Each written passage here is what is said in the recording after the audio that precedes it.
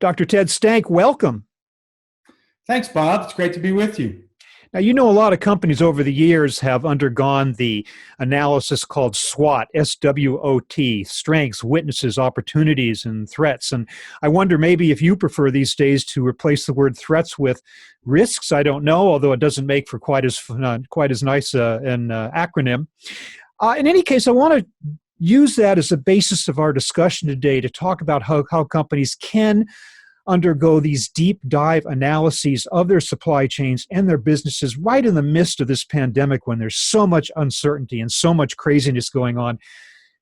Guide me as to how they might even begin. Yeah, I mean, that's a great question, and certainly one that is on the tip of everyone's consciousness and conversations in supply chain today, and really throughout business and organizations. Just as kind of an aside, it's been interesting to me to hear how just in the general public and in general media, we're hearing supply chain so much. I see that whole issue of SWOT analyses as being part and parcel of a full-blown risk management process. And, you know, risk management in supply chain is something that's been with us. I would track it to the 9/11 crisis. That prior to 9/11, risk management was something that was done in finance and actuarial sciences, but it wasn't really something we had on our plate in supply chain.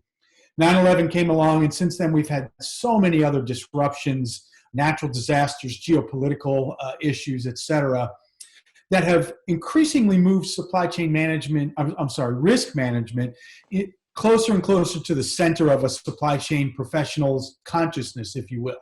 Yeah. I'm going to make a statement now, though, to say that until now, it has been an ancillary process. It hasn't been a mainstream process that supply chain professionals have engaged in. Some companies, particularly small and medium-sized companies, don't do it at all. Even large companies, for the most part, it's something they do from time to time. Let's pull it out. Let's run a risk management process and then put it back on the shelf. I think that this scenario, this COVID-19 crisis scenario, is going to move risk management in the supply chain into the real center of what we do, right alongside demand planning, supply planning, scheduling, et cetera. It is going to become a real dynamic process that we have to be focused on all the time. Yeah, a tsunami couldn't do it. Floods couldn't do it. Volcano couldn't do it. Labor problems on West Coast ports couldn't do it. I mean, this is it, right? This is where the people are finally going to learn their lesson, you think? The scope and scale of this is unprecedented compared to all the other crises we've had.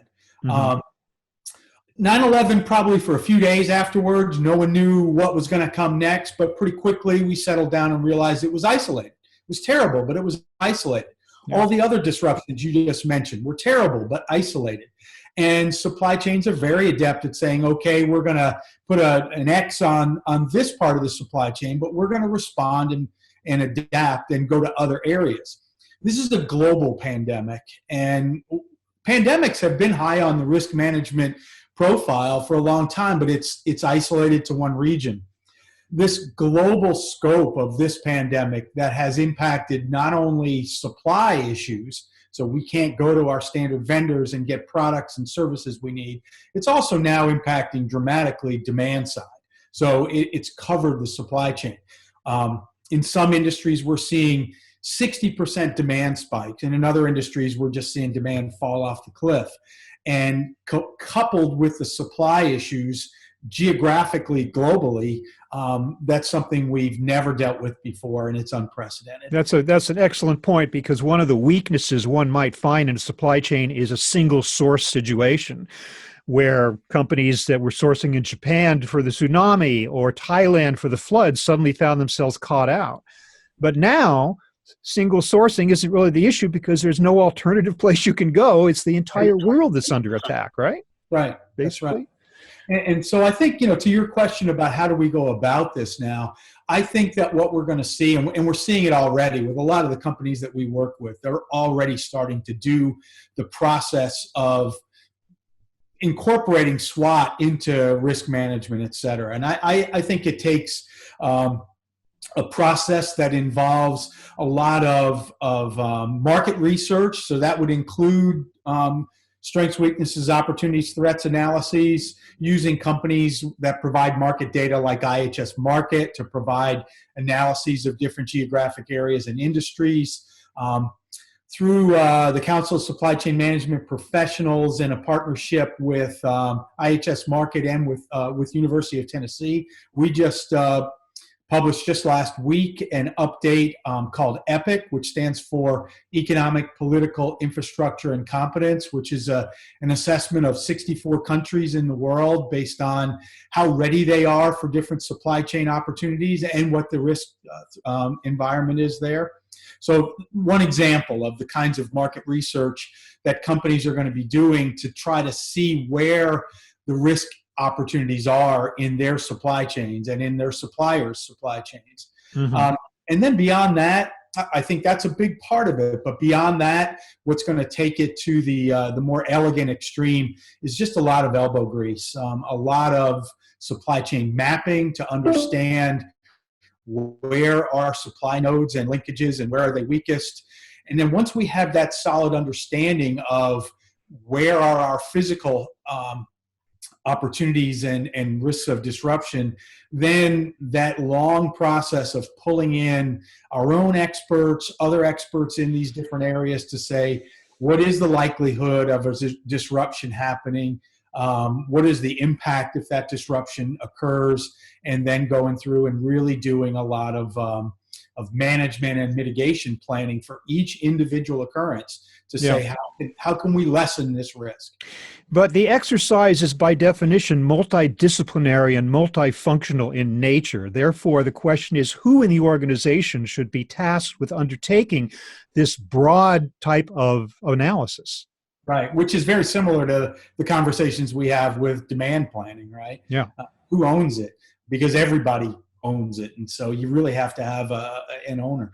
I would say because supply chain managers are held accountable at the end of the day for delivering product to customers on time and on budget, I would say that supply chain as a cross-functional boundary spanning field is the obvious answer to who should own that. Obviously, it has to have high-level sponsorship in order to get other functions to participate.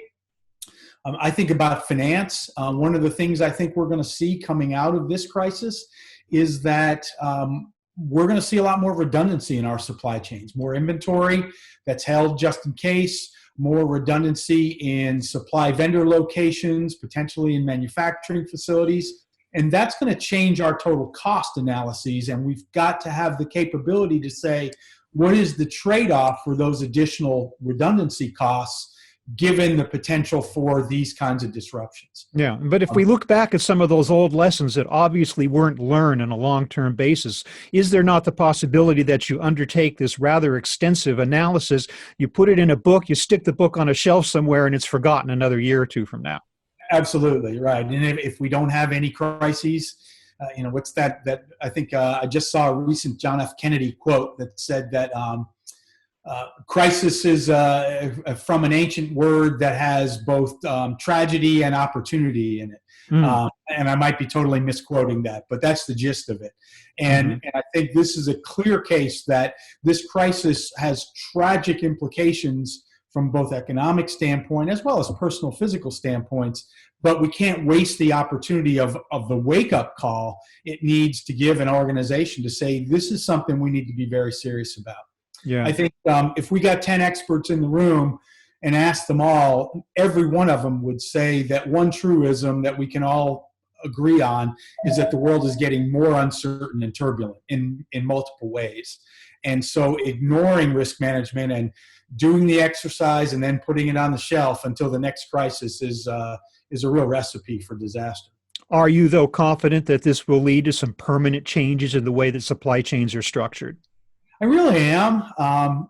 Especially you read about this crisis and this pandemic, and Bill Gates is calling it Pandemic 1, which indicates there's going to be others to follow. 1.0 maybe. Yeah. 1.0, yeah. Yeah. And a lot of others have said healthcare and infectious disease experts have been saying for years. I remember, so to your point, back about 10 years ago when the H1N1 virus was raising its head, working with pharmaceutical industries and some of their supply chain experts saying, we need to really put solid plans in place for a global pandemic. And, at the time I heard that, and it was almost, even to me, I have to admit, was like an academic exercise. Like, this will happen, but it's going to be isolated to a certain region of the world. And I just couldn't wrap my head around the fact that we were truly going to have an instance that hasn't occurred since 1918 with these kinds of global implications. Of course, you're talking specifically pandemic. Now, are we talking about a SWOT analysis for that purpose alone? Because who knows, a couple of years from now, a disruption will emerge that we couldn't predict will be of a completely different nature. Will our analysis be valuable in that case? Yeah, I think our analysis has to be broader than a pandemic. And as we conduct our SWOT analyses, hopefully because of this, global pandemics will rise on that likelihood scale, a likelihood of probability. And the impact is obviously pretty high, so we need to plan for it. But there clearly are other issues as well. I mean, regardless of what you believe in terms of who's responsible, we are clearly seeing heightened impact of climate issues. I live in the southeastern United States, and it's been kind of toned down because of the COVID-19 process, but we've had tragic tornadoes over the last month and a half in the southeast that are really somewhat unprecedented. We always have had tornadoes, but of this scope and scale, it's somewhat unprecedented. So all of these issues need to be swept under this umbrella of a broader risk management profiling system. Yeah, well, I think that everyone ought to take a close look at this epic global supply chain readiness report that you were talking about, because it sounds like it includes some very valuable guidance and some tips on how companies can go forward in this type of situation. But Dr. Ted Stank, thank you so much for joining us today to talk a little bit about how companies could be going forward and actually truly incorporate risk into their supply chain strategies. Thanks a lot for being with us. Thank you, Bob. Thanks for having me. I enjoyed it.